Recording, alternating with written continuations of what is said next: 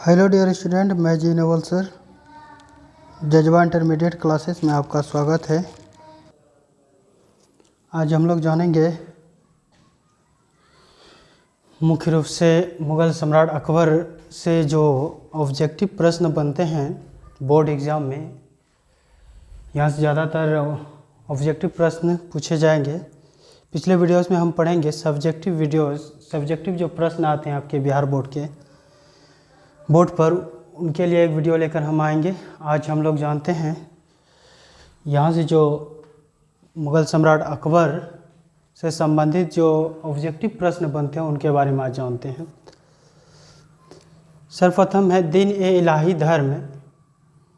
पिछले वीडियोस में हमने बताया था इनकी कब शुरुआत की गई थी, कौन के था। अकबर इनकी शुरुआत किए थे और 1581-82 में यह किया गया था। इनके बाद कहता है कि दूसरा है क्या ऑब्जेक्टिव इस तरह बनता है, दिन ए इलाही धर्म स्वीकार करने वाला प्रथम एवं अंतिम हिंदू शासक कौन था? तो वह बीरबल था। आप ध्यान में रखेंगे। इसका जो असली नाम कहिए या बचपन का नाम जो था महेश दास था। बीरबल का बचपन का नाम क्या था? महेश दास था। अकबर ने इसे कवि प्रिय की उपाधि दी थी। ठीक है, कवि प्रिय की उपाधि दी थी। इसे भी आप ध्यान में रखेंगे। यहाँ से आपके 2-4 प्रश्न प्रत्येक बार एग्जाम में आते हैं। इनके बाद है अकबर ने जैन धर्म के जैनाचार्य हरि विजय सूरी को जगत गुरु की उपाधि प्रदान की थी। ठीक है, जगत गुरु की उपाधि प्रदान की थी कौन? अकबर ने किया था। किसे? जैन धर्म के जैनाचार्य थे हरि विजय सूरी। ठीक है, अकबर के दीवान टोडरमल जो थे खत्री जाति के थे। ये भी प्रश्न पूछा जाता है। अकबर के जो वित्त मंत्री थे, दीवान जिसको कहा गया है, तो वो किस जाति के थे? तो खत्री जाति के थे। इन्होंने क्या किया था? टोडरमल ने 1580 ईस्वी में 10 साल बंदोबस्त व्यवस्था लागू की थी। ध्यान में रखेंगे इसे। अकबर के दरबार के प्रसिद्ध चित्रकार जो थे वह थे अब्दुल समद था, और इसके बाद दूसरे नंबर पर दसवंत और बसावन थे। ठीक, ये प्रमुख रूप से ये चित्रकारी करते थे। अकबर के दरबार के प्रसिद्ध गायक में से प्रसिद्ध गायक थे ये तानसेन थे। ठीक है, तानसेन थे, ये प्रसिद्ध गायक थे। इनके साथ साथ बैजू बावरा थे। ठीक है ना, ये भी प्रसिद्ध नहीं किए, सेकेंड नंबर के गायक थे ये भी, बैजू बावरा आदि। तानसेन का जो असली नाम था वह रामतनु पांडे था।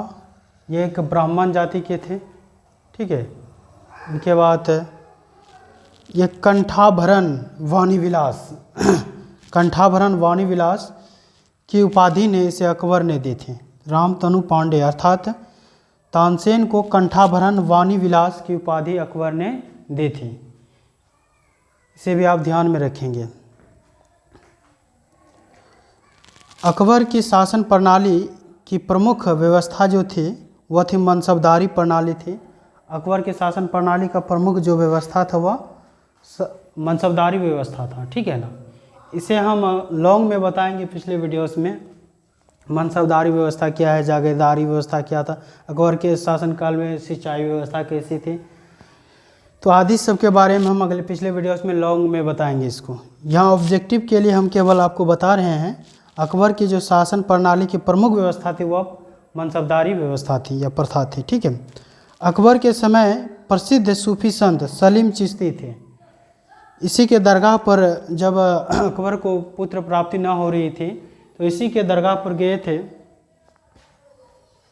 नहीं, इसके दरगाह पर लगभग दिन गए थे अकबर। ठीक है ना, जिसका नाम सलीम जहांगीर रखा गया, जो बाद में उनका पुत्र हुआ था। अकबर के और 2 पुत्र मुराद और दनियाल, ये दोनों शराब सेवन के कारण इनकी मृत्यु हो गए थे। बचा एक सलीम जहांगीर जो बाद में इसका शासक बनता है मुग़ल सम्राट का। मक्का मदीना की तीर्थ यात्रा के दौरान पाटन गुजरात नामक स्थान पर मुबारक खां नामक युवक ने बैरम खां की हत्या कर दी। यहाँ बैरम खां जिसका अकबर का जो संरक्षक रहता था, जिससे अकबर को बहुत दुख हुआ, ये हत्या कर दी। ये सलीम जहांगीर के ही कहने पर इसकी हत्या की गई थी। ठीक है ना, अकबर अकबर जहांगीर को लगता था कि मेरे खिलाफ मेरे पिताजी अकबर को ये कान भर रहा है, इस कारण से इसकी हत्या करवा दी यहाँ जहांगीर ने। अगला आते हैं यहाँ पर हम, यूसुफ जाइयों के विद्रोह के या अफगानों को विद्रोह के दबाने के दौरान बीरबल की हत्या कर दी गई थी। ठीक है, या अफगानों के विद्रोह को दबाने के कारण या यूसुफ जाइयों के विद्रोह के दबाने के कारण जो है बीरबल की हत्या कर दी गई यहाँ पर। 1602 ईस्वी में सलीम जहांगीर के कहने पर दक्षिण से आगरा आ रहे अबुल फजल, जिन्होंने अकबरनामा की रचना की थी, इनकी हत्या करवा दी। रास्ते पर वीर सिंह बुंदेला सरदार ने हत्या कर दी अबुल फजल की। इस सब पॉइंट को आप हमेशा याद रखेंगे, किसके कहने पर किया, कौन किया, ठीक है ना, क्यों किया, ये सब अगले वीडियोस में हम ज़्यादा इसके बारे में बताएंगे।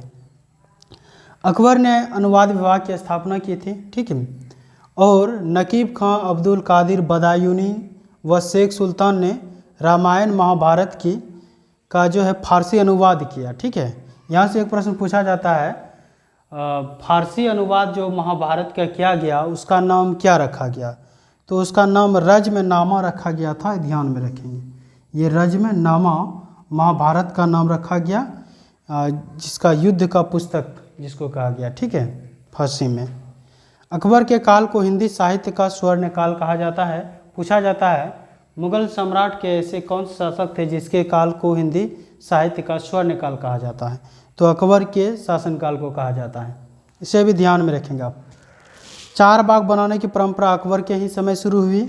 अकबर नगाड़ा, नक्कारा जो होता है बजाने वाला, नामक वाद्य यंत्र बजाता था। ठीक है, अब कहता था यहाँ एक और दो चार प्रश्न यहाँ से बनता है आपका, अकबर के समकालीन प्रमुख शासक वर्ग। ठीक है, जैसे कि रानी एलिजाबेथ 1558 से 1603 ईस्वी तक, उस समय जब अकबर शासन कर रहा था भारत पर, तो उस समय इंग्लैंड के जो शासक थे, रानी थी, वह एलिजाबेथ थी। ठीक है ना, इसे भी आप ध्यान में रखें कि कभी कभी घुमा के एग्जामिनर प्रश्न पूछ देता है कि अकबर के समय इंग्लैंड की रानी कौन थी, तो रानी एलिजाबेथ थी। ठीक है ना, और उस समय शाह अब्बास 1588 से 1629 ईस्वी तक ने शासन किया, ये ईरान के शासक थे। जार इवान है ना, ये 1530 से 1584 ईस्वी तक ये रूस के शासक थे। इसे भी आप ध्यान पर रखोगे। ठीक है, यहाँ से प्रश्न बनते हैं। अब हम लोग आगे बढ़ते हैं। अकबर के दरबार के नवरत्न, ठीक है ना, अकबर के दरबार के नवरत्न कौन सब थे, क्या नाम थे, उसके बारे में जानते हैं थोड़ा सा। अब्दुल रहीम खान ये खाना, ये बैरम खां के पुत्र थे, फारसी, तुर्की, हिंदी के प्रकांड विद्वान थे ये। ठीक है ना, बाबरनामा का जो है इन्होंने तुर्की से फारसी में अनुवाद किया था। बाबरनामा जो बाबर स्वयं अपने आत्मकथा लिखे थे, तुर्की भाषा में लिखे थे, क्योंकि मुगलों की जो भाषा है, राजकीय भाषा, वो फारसी थी। ठीक है, लेकिन बाबर जो है अपनी पुस्तक तुर्की भाषा में लिखा था, इनका फारसी अनुवाद कौन किया था, अब्दुल रहीम खान ये खाना किया था। ठीक है, हकीम हुमाम पाठशाला का प्रधान था, अकबर ने इसे पाठशाला का प्रधान बनाया था। मुल्ला दो प्याजा, ये वाकपटु के लिए प्रसिद्ध थे। ठीक है, ये प्याज के बहुत शौकीन थे और ये अरब के रहने वाले थे, अरब के थे। ठीक है, अबुल फजल के बारे में पहले भी हमने बताया है, इन्होंने अकबरनामा के लेखक थे, ये अकबर के मित्र थे ये। ठीक है, फैजी जो थे ये अबुल फजल के बड़े भाई थे, ये मुगल सम्राट के राजकवि थे, ने अपने दरबार में राजकवि के पद पर आसीन किया था। फैजी जो है गणित के लीलावती का फारसी अनुवाद किया था। ठीक है, तानसेन जो कि एक प्रसिद्ध गायक थे मुगल दरबार के, राजा मानसिंह 7वें नंबर पर है। राजा मानसिंह जो है ये सेनापति थे, मुगलों के सेनापति थे। ये भारमल के पोते कहिए और भगवान दास के पुत्र थे ये राजा मानसिंह। ठीक है, जो कि मुगल सेना में सेनापति थे। राजा टोडरमल वित्त मंत्री थे। ये राजा टोडरमल जो है मुगल दरबार में भूमि सुधार के लिए जाने जाते हैं, विशेषकर अकबर के शासनकाल में। ठीक है, बीरबल, ये बीरबल कवि राज थे, इसे कवि राज की उपाधि भी दी गई, कवि प्रिय भी इन्होंने अकबर ने इसे कहा था। इसके बाद ये वाक्पटुता और हाजिर जवाब ज़्यादा थे, ठीक है ना। किसी भी जवाब का आंसर किसी भी सवाल का आंसर जो है उसके उत्तर उसके मुंह में हमेशा रहता था। कहा जाता कि इसके जिह्वा पर जो है सरस्वती विराजमान रहता था हमेशा, ठीक है, बीरबल का। अब मुगल दरबार में प्रणाम करने के कुछ तरीके थे, ठीक है, इसको थोड़ा सा जान लेते हैं। जैसे कि सिजदा, ये घुटने पर बैठकर सिर झुकाना या जमीन पर लेटकर प्रणाम करने का एक तरीका था, जिसे सिजदा कहा गया है, ध्यान में रखें। पायबोस, सुल्तान के चरणों को चूमना, जो शासक था उसके चरण को चूमकर प्रणाम किया जाता था, ठीक है। शाहजहां ने क्या किया, इस सिजदा के स्थान पर जमी बोस की आरंभ की। जब शाहजहां शासक बनता है तो इस सिजदा के स्थान पर जमी बोस के आरंभ की।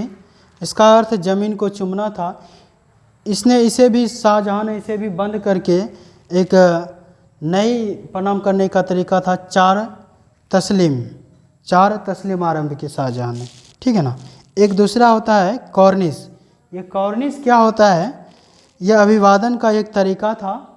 दरबारी जो लोग होते थे दाएं हाथ को इस तरह फैला करके तलहटी पर लेकर सिर पर रख करके आगे झुकते थे। इसी को कॉर्निश कहा गया मुख्य रूप से। पिछले आगे वीडियोस में हम जानेंगे बिहार बोर्ड में जो लॉन्ग टाइप प्रश्न पूछे जाते हैं, मुगल वंश से जो भी प्रश्न बनेगा मैं उसे लॉन्ग वीडियो बनाकर आपके लिए लेकर आऊँगा। जय हिंद।